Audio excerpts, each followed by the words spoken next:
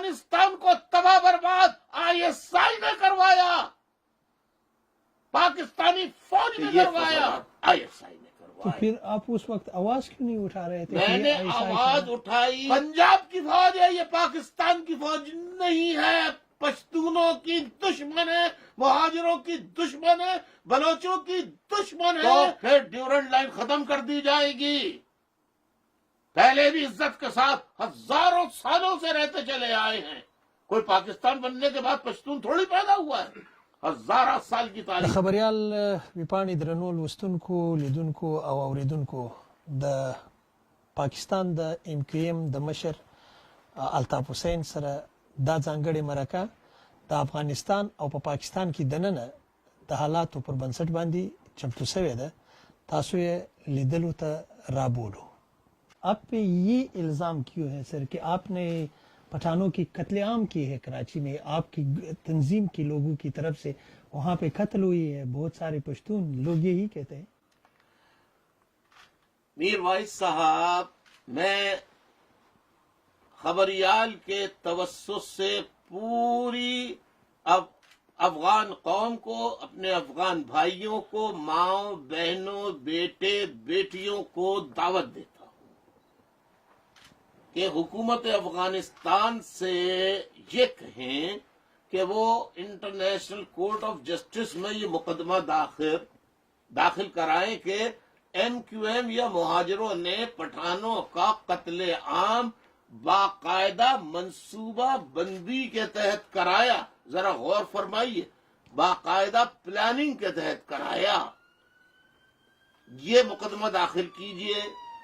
اگر میں اکیلا میں مقدمہ لڑنے کے لیے جا کر بطور ملزم پیش ہونے کے لیے تیار ہوں، میں ثابت کروں گا کہ یہ فسادات، پٹھان، مہاجر، جھگڑے یہ MQM نے اور پٹھانوں نے نہیں کیے، یہ پنجابی فوج کی جو انٹیلیجنس ایجنسی ہے ISI، خدا کی قسم یہ کلام پاک کی کتابیں میرے آپ کے برابر میں رکھی ہیں، میں ان کی طرف ہاتھ رکھ کے کہتا ہوں کہ یہ فسادات ISI نے تو کروائے۔ پھر آپ اس وقت آواز کیوں نہیں اٹھا رہے تھے؟ میں نے آواز اٹھائی، جی جی، ڈاکٹر جان ایک ANP کے لیڈر ہوا کرتے تھے، تو انہوں نے کہا بھئی یہ کیا ہو رہا ہے یہ؟ میں نے کہا دیکھ لو تم یہ کیا ہو رہا ہے، یہ کھیل کھیل رہے ہیں تیسری قوم، اور ہم بلا وجہ کے لیے ایک دوسرے کے دشمن بنے ہوئے ہیں اور لڑ رہے ہیں۔ تو اس وقت آپ لوگ پارلیمنٹ میں تھے؟ کیا آپ لیکن لوگ پارلیمنٹ میں پہاڑی جو تھی، اس پہاڑی پہ سارے پشتون رہتے تھے۔ تاثر یہ دینا تھا کہ یہ جو پہاڑی سے اتر رہے ہیں تو یہ یہاں پہاڑی پہ رہنے والے پشتون اتر رہے ہیں، اور یہ خبر شہر میں پھیلے، اس کا ایکشن کا ریئیکشن ہو، اور وہ کچھ جگہوں پر بدقسمتی سے نہ چاہتے ہوئے بھی وہ ریئیکشن ہوا، جس کا مجھے آج تک افسوس ہے۔ کیوں؟ لیکن میں نے فوراً جیل سے لیٹر لکھا۔ اس وقت آپ جیل میں تھے؟ میں جیل میں تھا، کراچی سینٹرل جیل میں تھا۔ اس میں مرکزی کمیٹی کو لکھا کہ ہر قیمت پر، میں نے بیان بھی دیے کہ ہمارا پٹھانوں کا کوئی جھگڑا نہیں ہے، یہ ڈرگ مافیا نے حملہ کیا ہے، پٹھانوں نے حملہ نہیں کیا، یہ ڈرگ مافیا نے کیا ہے۔ تو آپ نے پھر ولی خان کو لکھ لیا یہ چیز؟ میں نے ولی خان کو لیٹر صرف لکھا نہیں بلکہ اس کا انتظام کیا۔ میں نے چیئرمین عظیم احمد طارق شہید جو جن کو کر دیا گیا ان کو، اور ڈاکٹر عمران فاروق شہید، ان دونوں کو، ابھی ولی خان کے صاحبزادے اسفندر یار ولی خان زندہ ہیں، غلام احمد بلور صاحب وہ زندہ ہیں۔ یہ سب سے جا کے پوچھیں، قرآن پہ ہاتھ رکھے کہ الطاف حسین کا لیٹر لے کے ولی باغ کراچی سے چیئرمین عظیم طارق، تو اس کا ریئیکشن کیا تھا؟ لیٹر کے جواب میں لیٹر دے دیا؟ لیٹر کے جواب میں انہوں نے پڑھا اور ان کی آنکھوں میں ہلکے سے آنسو تھے کہ الطاف حسین ٹھیک کہتا ہے۔ ولی خان صاحب میرے گھر پہ آئے، غلام احمد بلور صاحب میرے گھر پہ آئے، اجمل خٹک صاحب میرے گھر پہ آئے، اور ہمارے پختونوں کے بڑے اچھے تعلقات ہو گئے, غلط فہمیاں دور ہو گئی. لیکن اچھا اب تو کراچی میں حالات ٹھیک ہے. آپ نے تجویز دیا ہوا ہے کہ پٹھان, مہاجر اور بلوچ اکٹھے ہو کر اپنی جدوجہد کر لیں. کس طرح ممکن ہے؟ میں نے کہا نا کہ پٹھانوں کو استعمال کر کے آپ کو اب میں بتانے جو جا رہا ہوں وہ بات, وہ رہ گئی بات, آپ نے دوسرے سوال کر لیا. پشتونوں کو استعمال کر کے ان کو مروا کے کہا کہ ہم آپریشن ضرب اسب کر رہے ہیں, رد الفساد کر رہے ہیں, فلاں فساد کر رہے ہیں, فلاں فساد. اس کے نام پہ شمالی وزیرستان, جنوبی وزیرستان, سوات, اورکزئی ایجنسی, لورالائی ایجنسی اور پتہ نہیں کتنی ایجنسیوں میں انہوں نے کہا کہ ہم آپریشن کریں گے, طالبان کو ماریں گے. وہاں سے لوگوں کو کہا کہ آپ گھر خالی کر دو کیونکہ آپریشن بڑا سخت کریں گے ہم, کہ طالبان یہاں چھپے ہوئے.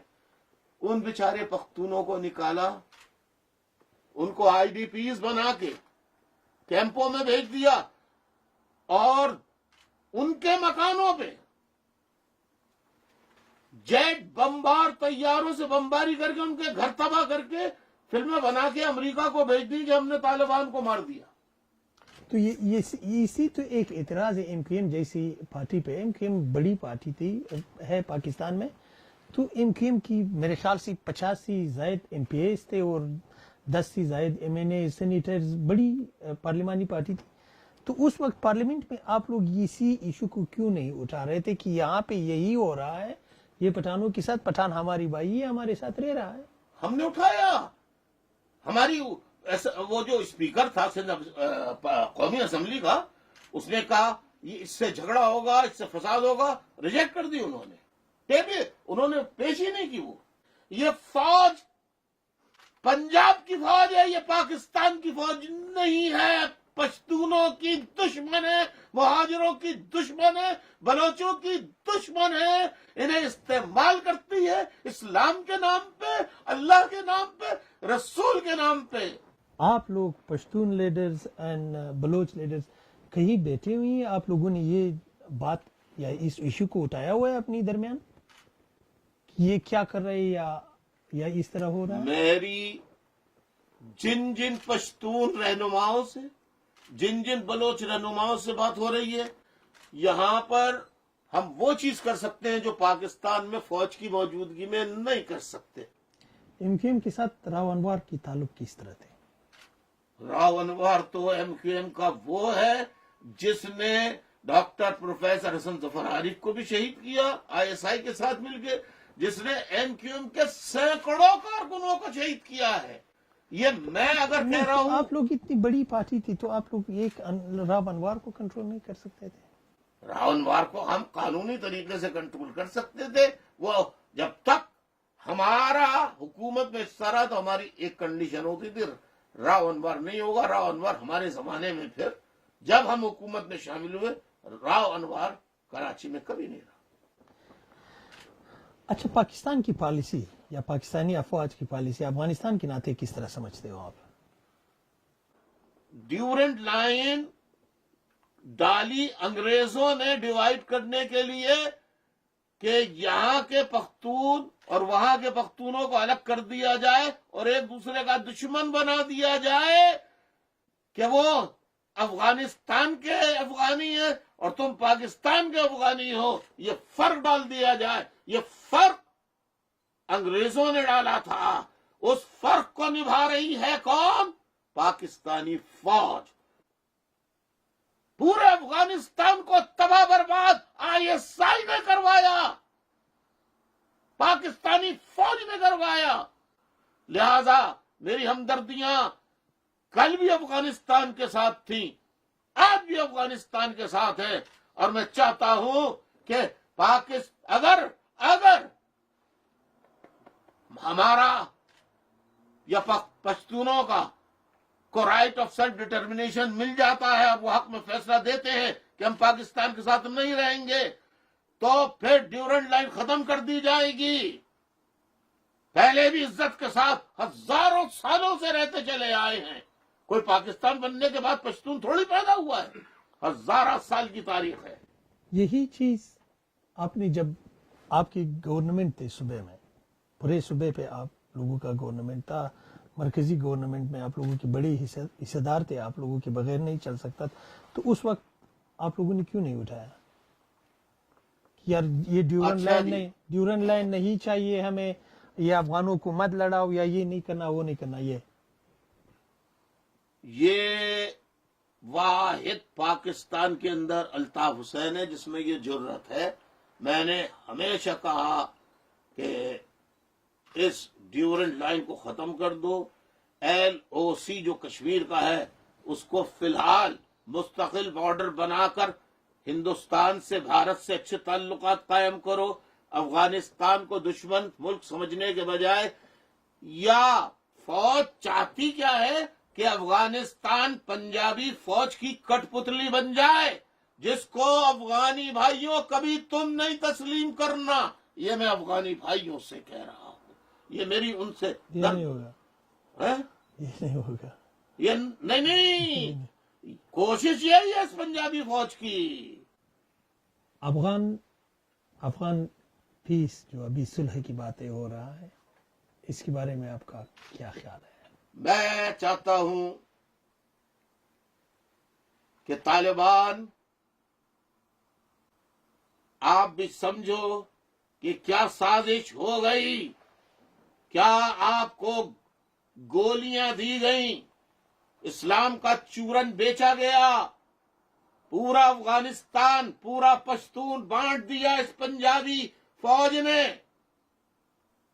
لہذا میں آپ سے اپیل کرتا ہوں اور افغانی حکومت سے بھی اپیل کرتا ہوں کہ دل بڑا کیجئے، وسیع کیجئے.